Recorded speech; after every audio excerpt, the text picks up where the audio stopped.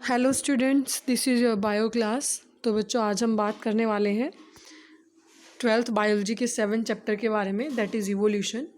बच्चों, इवोल्यूशन के बारे में आपने बेसिकली 10th क्लास में पढ़ा होगा, हेरिडिटी एंड इवोल्यूशन चैप्टर में। तो वहाँ कुछ आपको बेसिक कंसेप्ट ही पढ़ने को मिला होगा इवोल्यूशन का। तो इस चैप्टर के थ्रू हम समझने वाले हैं एग्जैक्टली इवोल्यूशन होता क्या है, उससे रिलेटेड बहुत सारी थ्योरीज है, कैसे इवोल्यूशन एग्जिस्ट करता है, ये सारा हम इस चैप्टर के थ्रू पढ़ेंगे। तो सबसे पहले हम बात करते हैं कि इवोल्यूशन है क्या। Evolutionary biology is the study of history of life forms on earth. यानी कि इवोल्यूशनरी बायोलॉजी क्या बताती है हमें कि किस तरह से हम स्टडी करते हैं अर्थ के ऊपर, या मतलब अर्थ की फॉर्म्स की स्टडी हम करते हैं। Study of history of life forms, यानी कि किस तरह से जो लाइफ की फॉर्मेशन हुई है उसकी हिस्ट्री के बारे में स्टडी करना ही हमारा क्या है, इवोल्यूशनरी बायोलॉजी का पर्पज़ है।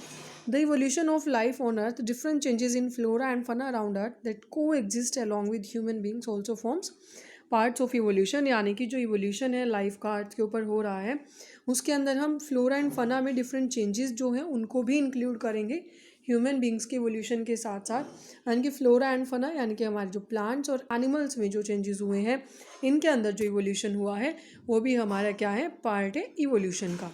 उसके बाद अगर हम बात करें बच्चों ओरिजिन ऑफ लाइफ की, यानी कि ओरिजिन ऑफ लाइफ, हमारे लाइफ कैसे ओरिजिनेट हुई। तो सबसे पहले जो origin of life is considered unique events in the history of universe. Huge cluster of galaxies comprises the universe. यानी कि बहुत सारे क्लस्टर्स मिलकर के किसकी फॉर्मेशन करते हैं, बहुत सारे गैलेक्सीज के क्लस्टर मिलकर यूनिवर्स की फॉर्मेशन करते हैं। और गैलेक्सीज के अंदर क्या क्या प्रेजेंट होता है, स्टार्स हैं, क्लाउड्स प्रेजेंट होते हैं जिनके अंदर बहुत डस्ट एंड स्मोक प्रेजेंट है। यहाँ पर बच्चों ये इंपॉर्टेंट है, हमारा एक बिग बैंग थ्योरी आती है। बिग बैंग थ्योरी ने एक्सप्लेन किया था कि ओरिजिन ऑफ यूनिवर्स क्या है, कैसे हुआ। इस थ्योरी के अकॉर्डिंग क्या था, a huge explosion occurs that forms the different galaxies. यानी कि एक बहुत बड़ा एक्सप्लोजन हुआ और इस एक्सप्लोजन उस विस्फोट के थ्रू अलग अलग बहुत सारे क्या बन गई, हमारी गैलेक्सीज बन गई। उसके बाद आता है हमारा कुछ और पॉइंट्स यहाँ पर निकल के आए।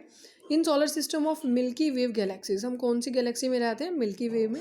तो इसके सोलर सिस्टम में ऐसा माना जाता है इसके अकॉर्डिंग कि जो अर्थ है वो near about 4.5 billion years ago इसकी फॉर्मेशन हुई थी।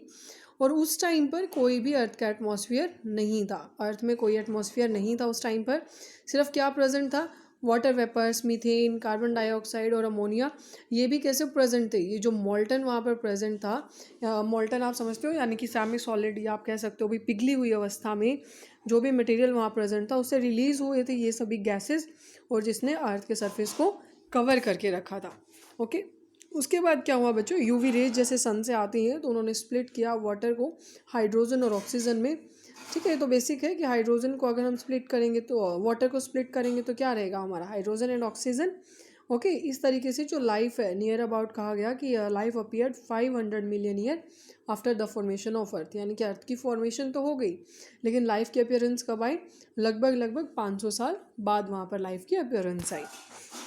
उसके बाद अगर हम बात करें, और भी बहुत सारी थ्योरीज थी बच्चों जो origin of life on earth को लेकर मतलब दी गई, जिसमें अगर हम बात करें सबसे पहले तो कुछ साइंटिस्ट ऐसा मानते हैं life comes from other planets. यानी कि भाई जो लाइफ है वो किससे आई है, दूसरे प्लैनेट से आई है।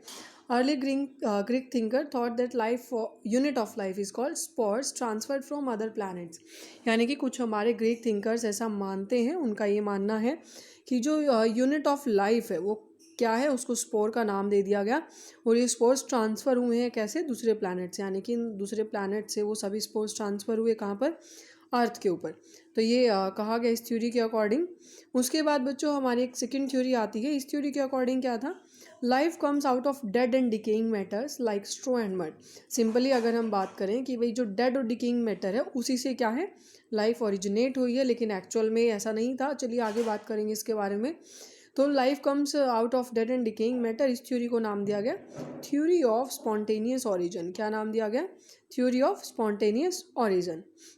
उसके बाद बच्चों हमारे एक और साइंटिस्ट आए, लुइस पास्चर। उन्होंने एक्सपेरिमेंटली प्रूव किया कि जो लाइफ है हमेशा वो प्री एग्जिस्टिंग लाइफ से ही निकल कर आती है, या हम कह सकते हैं कि लाइफ ओरिजिनेट्स या rises only from pre existing life. यानी कि पहले कोई लिविंग एंटिटी है उसी से ही हमारी जो न्यू लिविंग एंटिटी है उसकी फॉर्मेशन होगी।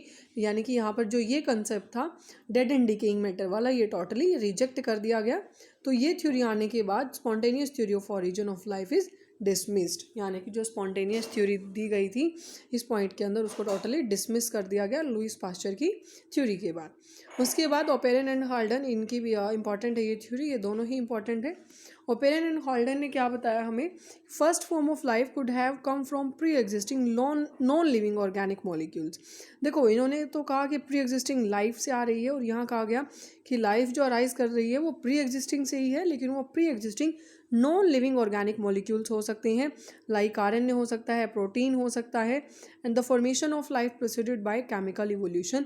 उन्होंने कहा कि जो लाइफ की फॉर्मेशन है वो केमिकल इवोल्यूशन से उसकी शुरुआत हुई। उस टाइम पर जो कंडीशन है अर्थ की, वहाँ पर बहुत ज़्यादा मात्रा में क्या था बच्चों, हाई टेम्परेचर था, वोल्केनिक इरप्शन था, यानी कि बहुत सारे ज्वालामुखी विस्फोट हो रहे थे। एटमॉस्फेयर है जो उनके अंदर हमारी CH4 एंड NH3 यानी कि मीथेन और अमोनिया भी काफ़ी मात्रा में प्रेजेंट थी, तो जिसकी वजह से एटमॉस्फेयर भी हमारा रिड्यूस हो रहा था। तो इस तरीके से कुछ थ्योरीज थी बच्चों हमारी जो हमने अभी डिस्कस की। उसके बाद हमारे जो एक मिलर साइंटिस्ट हैं, इनका भी कंसेप्ट इंपॉर्टेंट है, मिलर एक्सपेरिमेंट, ठीक है, ये भी इंपॉर्टेंट है, अच्छे से नोट कर लेना। Miller experiment of origin of life, इसमें क्या बताया, एसल मिलर है जो हमारे साइंटिस्ट 1953 में उन्होंने एक एक्सपेरिमेंट कंडक्ट किया। किस तरह से ओरिजिन हुआ लाइफ का अर्थ के ऊपर, ये दिखाने के लिए उन्होंने इस एक्सपेरिमेंट को कंडक्ट किया था। तो बच्चों इस एक्सपेरिमेंट के अकॉर्डिंग फिजिकल एनवायरनमेंट उन्होंने प्रोवाइड की एज, मतलब बिल्कुल एज इट इज़। इस एक्सपेरिमेंट में उन्होंने यहाँ पर बिल्कुल सेम फिजिकल जो एनवायरनमेंट था उन्होंने प्रोवाइड किया। किस तरह का, मतलब किस तरह का सिमिलर एनवायरनमेंट उन्होंने प्रोवाइड किया जैसा कि उस टाइम पर था अर्थ की फॉर्मेशन के टाइम पर, ठीक है। मतलब ये एक्सपेरिमेंट में अपना चेक कर रहे थे कि भाई किस तरीके से क्या क्या रहा होगा या क्या क्या पॉसिबिलिटीज़ और हैं। तो यहाँ पर बच्चों आप देख सकते हैं ये उनका मिलर का एक्सपेरिमेंटल सेटअप था। यहाँ उन्होंने एक वैक्यूम पंप अटैच किया, यहाँ पर बॉइलिंग वाटर है, ये हमारी गैसेस हैं, यहाँ पर मीथेन, अमोनिया, वाटर वेपर्स और हाइड्रोजन। यहाँ पर इलेक्ट्रोड्स अटैच किए गए, जिससे आगे हम देखेंगे अभी किस तरह से इलेक्ट्रिक डिस्चार्ज यहाँ से शुरू हुआ, फिर उसके बाद यहाँ स्पार्क डिस्चार्ज हुआ।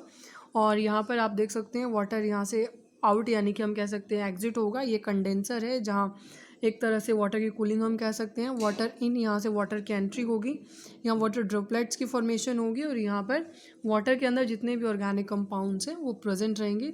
यहाँ पर है हमारा लिक्विड वाटर इन ट्रैप।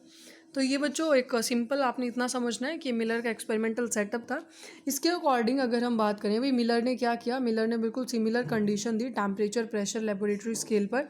उन्होंने क्या किया, उसके बाद he created electric discharge in a flask. उन्होंने एक फ्लास्क के अंदर, जो हमने अभी देखा था यहाँ पर, इस फ्लास्क के अंदर उन्होंने एक इलेक्ट्रिक डिस्चार्ज को प्रोड्यूस किया, क्रिएट किया, जिसके अंदर ऑलरेडी जो हमारी गैसेज हैं, मीथेन है, हाइड्रोजन है, अमोनिया और वाटर वेपर्स प्रेजेंट है एट 8000 डिग्री सेल्सियस टेम्परेचर के ऊपर।